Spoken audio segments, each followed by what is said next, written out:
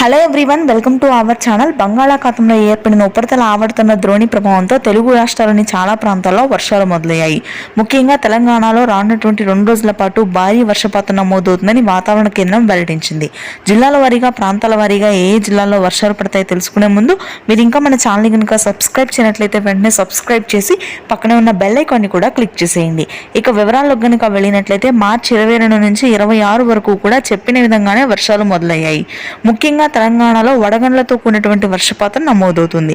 ప్రాంతాల వారీగా, జిల్లాల వారీగా చూసుకున్నట్లయితే నిర్మల్, జగిత్యాల, సిరిసిల్ల, సిద్దిపేట, యాదాద్రి, మేడ్చల్, హైదరాబాద్లోని Yousufguda, Ameerpet, Malkajgiri, GHMC, Charminar, old city, Nampally, Panjagutta, Khairatabad, Adibatla, Ghatkesar ప్రాంతాల్లో ఉరుములు మెరుపులతో కూడినటువంటి వర్షపాతం నమోదవుతుంది.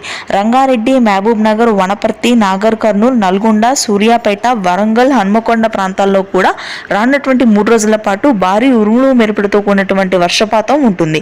వికారాబాద్, సంగారెడ్డి, మెదక్, కామారెడ్డి ప్రాంతాల్లో తేలికపాటి వర్షపాతం నమోదవుతుంది. ఉత్తర కోస్తా, శ్రీకాకుళం, విజయనగరం, విశాఖపట్నం, గుంటూరు, కోనసీమ ప్రాంతాల్లో కూడా ఈ రోజు రాత్రి నుంచి తేలికపాటి జల్లులు మొదలవుతాయి. రాయలసీమ వ్యాప్తంగా పొడి వాతావరణం. Thanks for watching.